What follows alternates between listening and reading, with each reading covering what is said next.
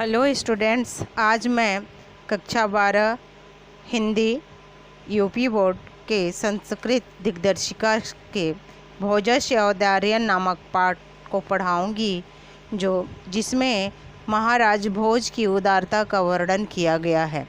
महाराज भोज धारा नगरी के एक कवि राजा थे जो बहुत ही उदार प्रवृत्ति के थे।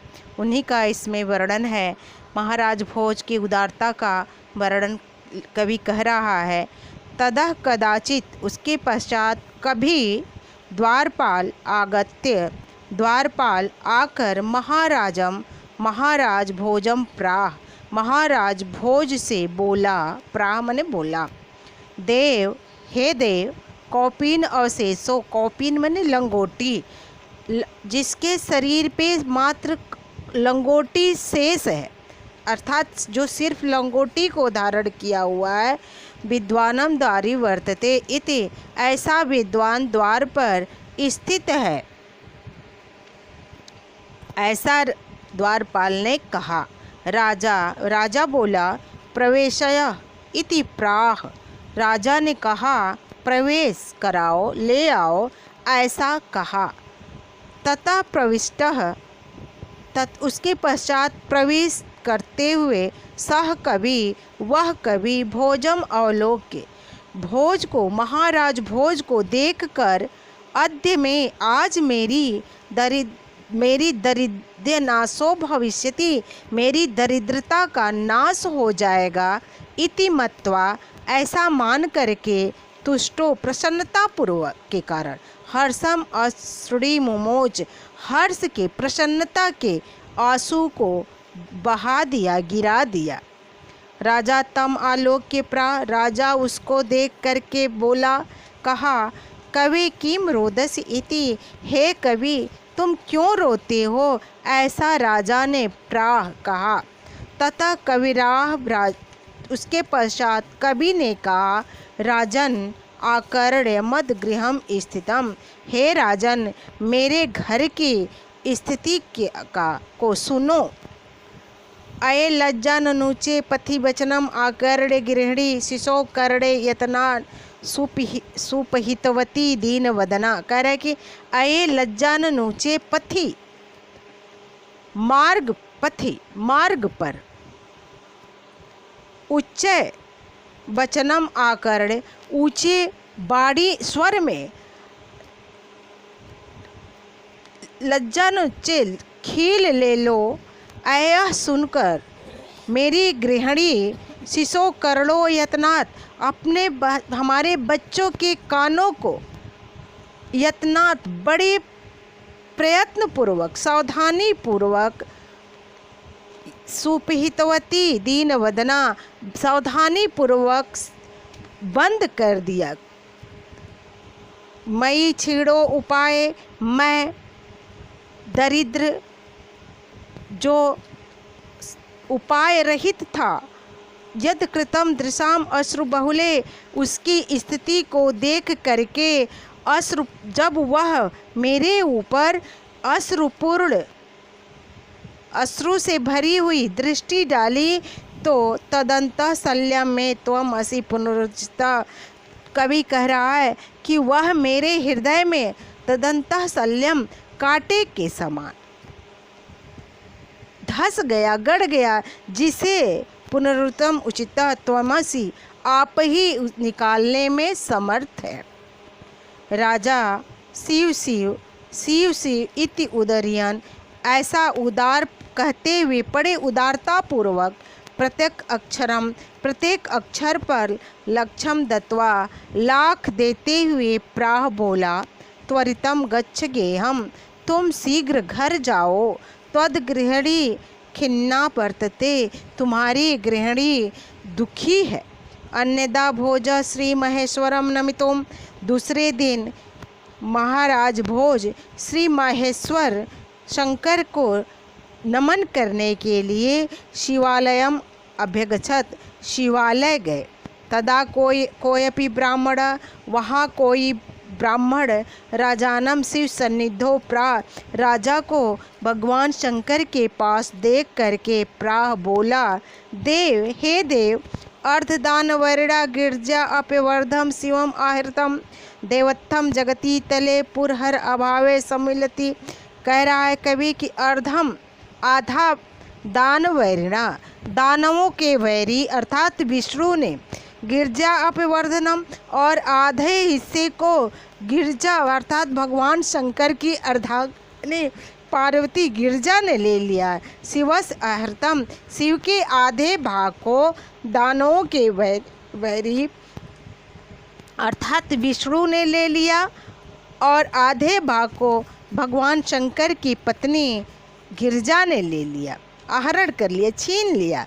देवत्थम जगती तले, हे देव, इसलिए इस संसार में पुरहर अभावे सम्मिलति, ईश्वर का देव का अभाव हो गया है। गंगा सागरंबरम, इसलिए भगवान शंकर के अभाव के कारण भगवान शंकर के मस्तक पे सर में जटा में विराजित रहने वाली गंगा सागरम अंबरम, सागरम सागर समुद्र में चली गई। शशिकला अंबरम, और मस्तक पे सुशोभित होने वाला चंद्रमा की कलाएं चंद्रमा अंबरम आकाश में चला गया।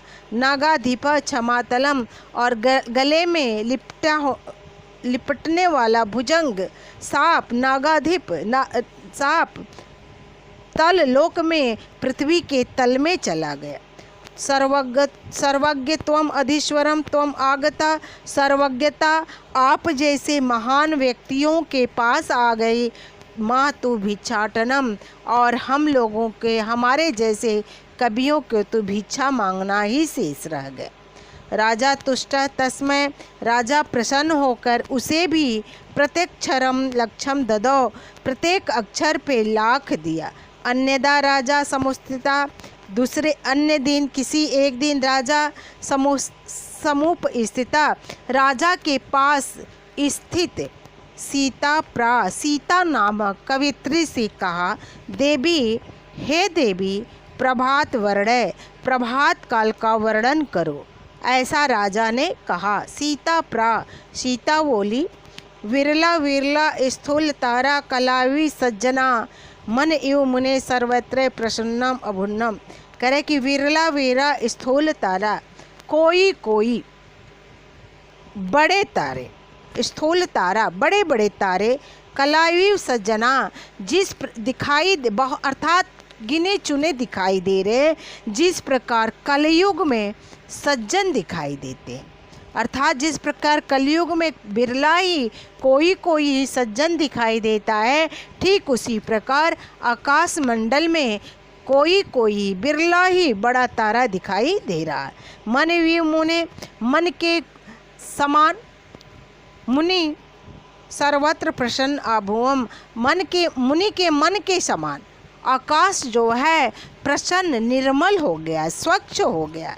अपसरति च ध्वांतम चित्तार सत्तामी दुर्जना, जिस प्रकार सज्जनों के चित्त से अपसरति हटते हैं, कौन? दुर्जन निकल जाते हैं, ठीक उसी प्रकार ब्रजति च निशा क्षिप्रम लक्ष्मी अनुद्यमीव, ब्रजति च निशा, रात्रि जो है उद्यमहीन अकर्मठ व्यक्तियों की लक्ष्मी के समान, शीघ्र ही रात्रि जिस प्रकार कर्महीन व्यक्तियों की लक्ष्मी समाप्त हो जाती है, ठीक उसी प्रकार रात्रि जो है बड़ी शीघ्रता से चली जा रही है, समाप्त हो रही। राजा तस्मय लक्ष्मम दत्वा, राजा भी उसे लाख देकर कालिदासम प्राक, कालिदास से बोले, सखे हे मित्र, त्वम अपि प्रभातम वर्ण, आप भी प्रभात का वर्णन करो। ततः कालिदास प्रा, तब कालिदास बोले, अभ्युतम प्राची पिंगा रसपत्री प्राप्य कनकम गतस्य छाया चंद्रो बुद्धजन ई ग्राम में सदसी। बहुत सुंदर है, कह रहा है कवि कि अभूत प्राची पिंगा, पूर्व दिशा पिंगा, पिंगा माने होता है पीला रंग, तो कह रहा कवि कि पिंगा रसपति प्राप्य कन्नम,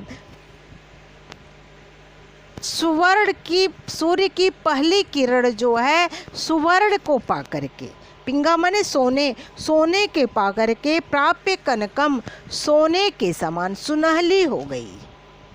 गतस्य छाया चंद्रो बुध जना विग्राम में सदसी, और चंद्रमा जो है वैसे ही गतस्य छाया चंद्रो, चंद्रमा की चमक उसी प्रकार कांतिहीन हो गई है जैसे बुद्धजन विग्राम सदसी, जिस प्रकार ग्रामीणों की, गवारों की सभा में विद्वानों का कोई महत्व नहीं होता। मूर्ख अज्ञानियों की सभा में जिस प्रकार विद्वानों की का सम्मान नहीं होता, कोई महत्व नहीं होता, ठीक उसी प्रकार चंद्रमा के प्रकाश क्या हो गया है, महत्वहीन हो गया, प्रकाशहीन हो गया। क्षणम क्षीणा तारा नृपतय युवान उद्यम परा, क्षीण तारा कभी कह रहा है कि क्षण भर में, क्षणम क्षीणस्त तारा, क्षण भर में क्षीण हो गए।